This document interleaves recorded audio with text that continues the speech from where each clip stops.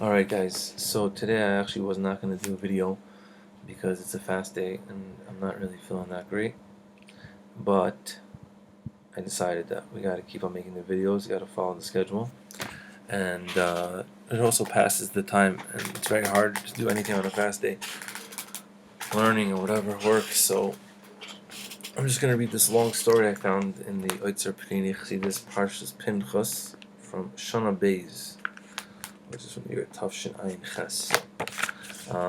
It's a long story that the Baal Shomer Emunim, who is Rav Arele, or in English Rav Aaron Roth, told over about his story. So I'm just going to read it. I didn't have time to take screenshots. It's a very, very interesting story. It's a little bit long. It's about hachnosas, orchim, and anger.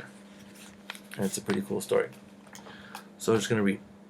So Rav Arele, the Baal Shomer Emunim, he told over to his chevra when he was in the city of Borxis. So I looked that up on Wikipedia. I looked him up on Wikipedia. Wikipedia is awesome. And it's in English it's called Burgovo, and in Yiddish it's called Borxis. I don't know. Anyway, he was in the city, and Reb Arele was telling over to his chevra about his brother, the Chassid Rav Mendel Roth, who is from the Air Kusani. Rav Mendel, he said, was very makbid in the mitzvahs of hachnosas orchim, ad lehafli. Like he was the most. He did the most hachnosas orchim. He did the mitzvah in the most wondrous ways.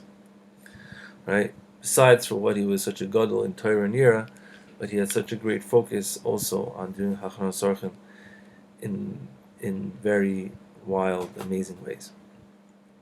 Every day he bought to his house any guest that he met in the Beis Medrash or on the street, especially also on Shabbos and Yontif, and he didn't make any chilik. There was no difference between Masha Nikra Oirich Hagun, a nice guest, a good guest, a happy guest, or Masha Nikra Oirich Sheina Hagun, the guest doesn't talk, doesn't eat, dirty, smells, whatever.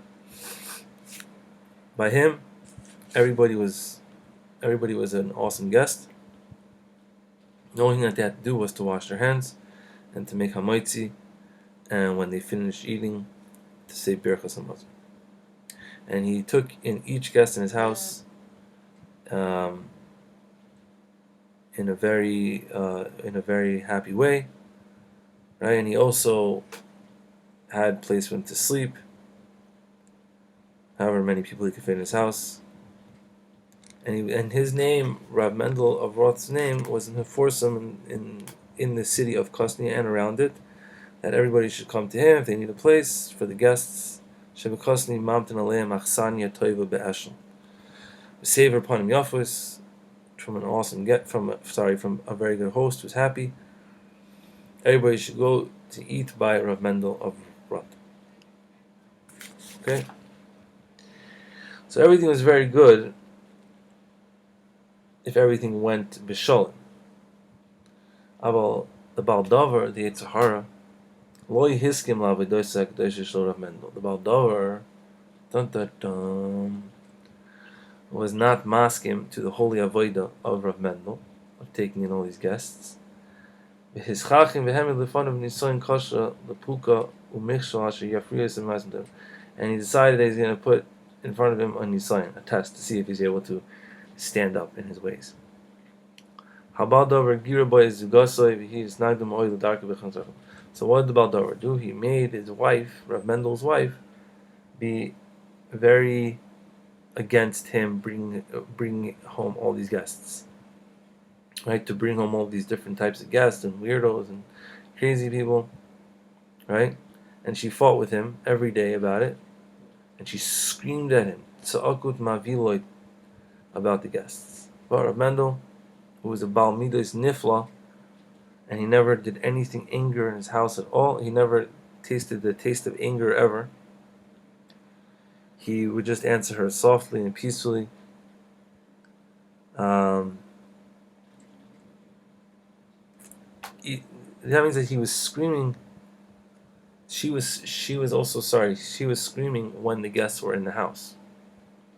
And he spoke to her, tell her, calm down, whatever. And he spoke to the guests, and he said that she she doesn't really mean it, and something's going on. And he did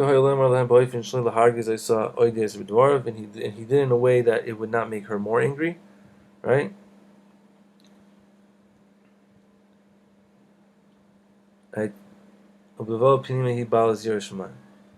She's a real Baal Yerushalayim, which doesn't really mean it, right?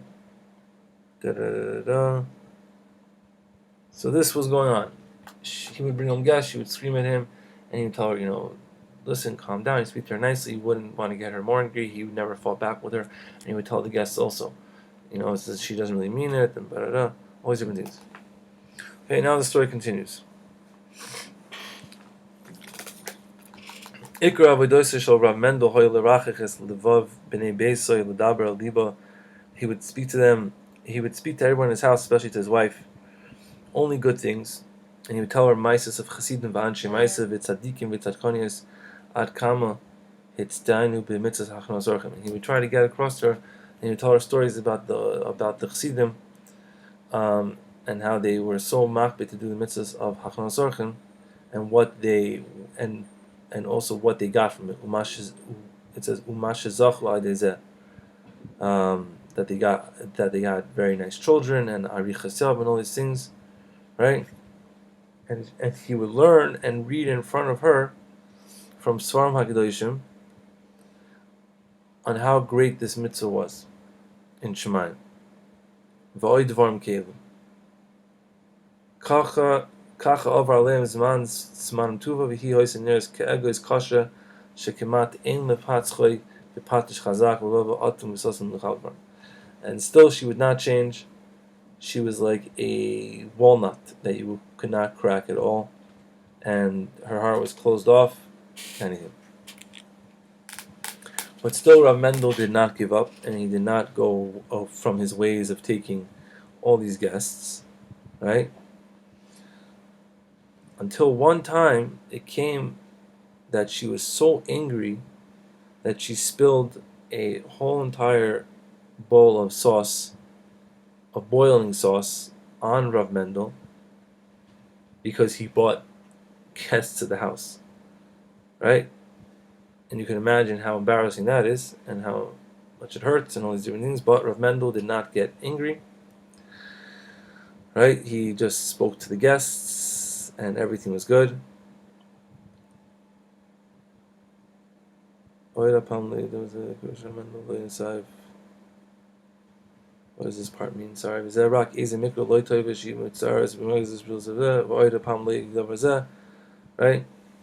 He would tell the guests like, this is just come back. Don't be scared of my wife. Don't be scared of my wife. Sachanunim, all these things. He always spoke softly. Could not get angry.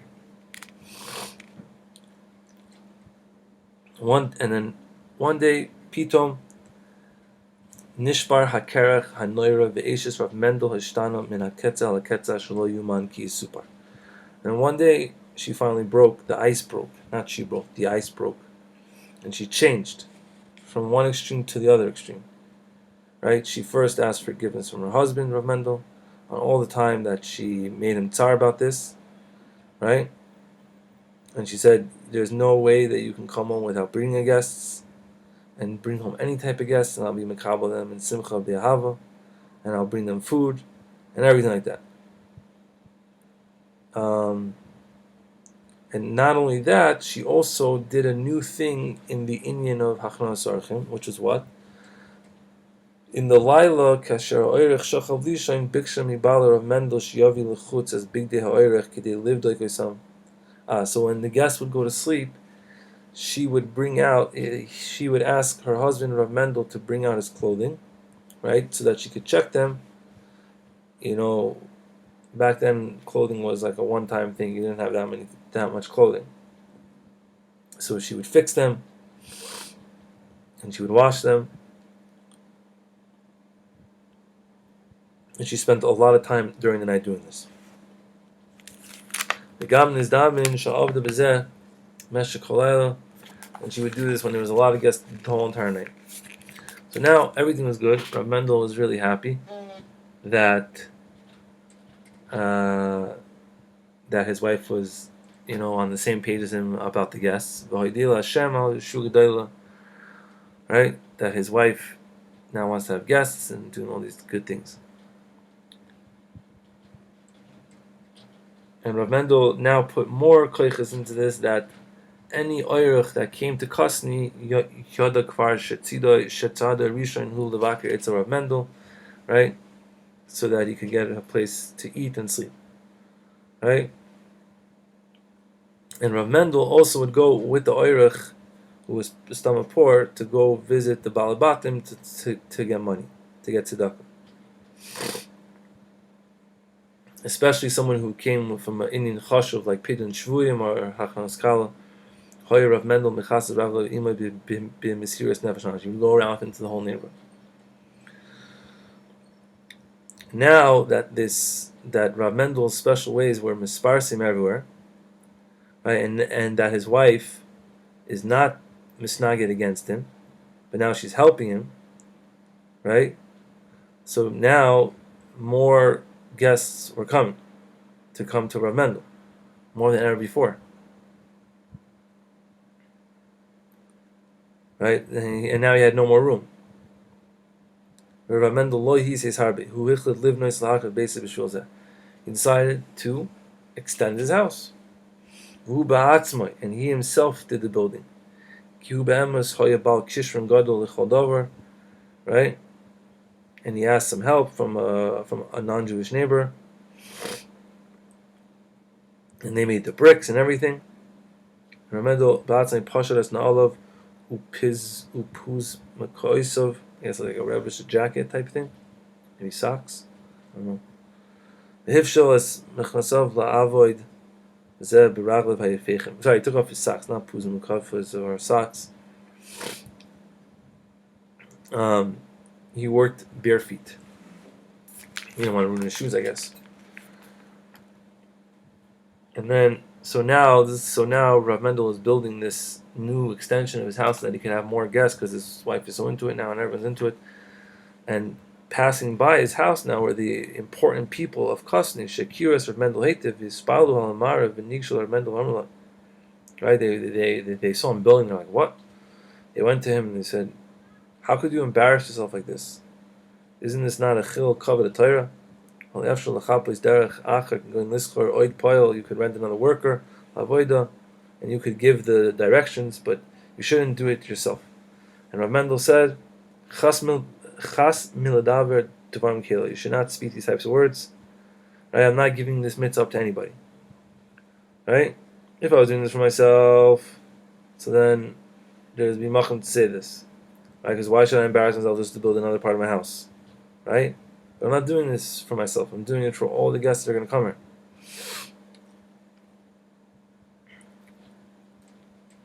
I'm doing this for the Ratzon Hashem Yisbarach. And Rav Mendel Hishlam as a B'niyah Baruch Hashem Ba'atzma in that one worker that he had. And he built a huge room that was Shisha meter Ba'oirich B'oichev Mechuber L'Beser, 6 meters wide. It's not so much. I mean, it is pretty big actually. I don't know how long it was, but sorry, it was 6 meters long. I guess that's pretty big. So this room is only for the sleeping, so it's a pretty big room, so you can fit a lot of people in there. And his wife made pillows and blankets and all those things from feathers. And they spent a lot of time, and they opened up this major hachnosas orchim. And she did the same thing, where she took the clothing at night and washed them, and all these different things.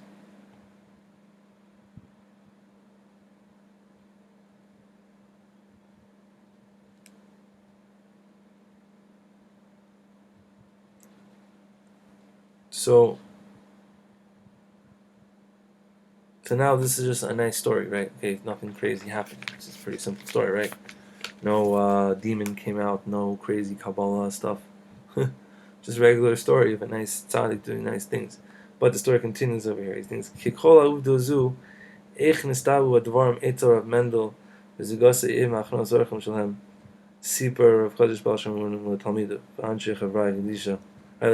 He was saying to them, okay, so now I told you the story about my brother, that he's such a big guy in hachnosas orchim, but why am I telling you this? Like, what's going on here, right? Now, what can we learn from this story? Hine be'ikr yesh l'harim l'hadlish kan, as he calls v'chashiva is midas hasavon shel Rav Mendel, right? We have to learn out from the story the crazy midah of savlanut, patience that Rav Mendel had, right? And he never got angry, even with his wife, who poured sauce on him, right? Right, because if he didn't have this, he suffered from his wife for many years. Cherufim, v'gidufim, b'zyonis, had inshir, zman, and tuva, right? If he didn't have this midah of savlanut and not get angry, then nothing, everything would have gone really, really bad, right? Filu kishishavcha alav ka'ara in moite v'tech rachada v'kibel tamik chodar b'simcha b'hava b'tzalas panam, right?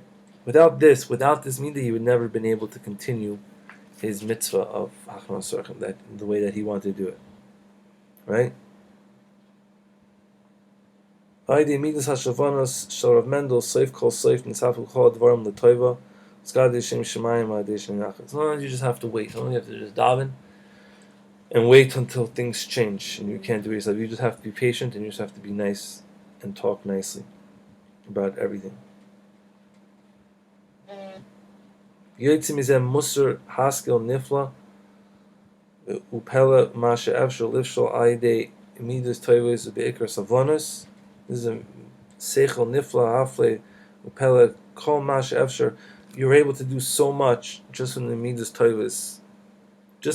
She's saying that just by having midas toivos, you're able to you're able to do so much. Like we see from Rav Mendel, especially with the midah of patience.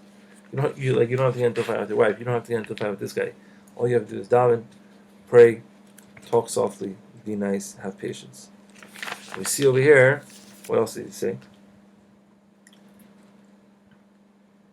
Also, we see over here that it's very helpful also to talk to your spouse, like Rav Mendel spoke to his wife regarding Inyane, Inyar Shemayim, and also from Sfarim HaKadoshim and Chassidus, and all these different types of things. Right? And then that takes effect. So it's always good to speak to your wife about these types of good things. Obviously not that she's like a baby, like, sit down, we're going to read this book now, and you're going to do exactly what it says. No, you read, she'll listen, and when the time is right, whatever issue that there is, like a Mendel type issue, Bezrat Hashem, it should be good, That's the story. It's pretty simple. It's not like, it's not so crazy. It's just pashut about davening, having shalom bayis in your house, with your wife, talking Torah, talking Yirah Shemayim, and it takes effect on everybody now. It takes effect on you, it takes effect on your wife, it takes effect on your children too. So it's always a good zach. Everybody should have a rest of the easy fast. If you're watching this video in a month from now, just keep eating.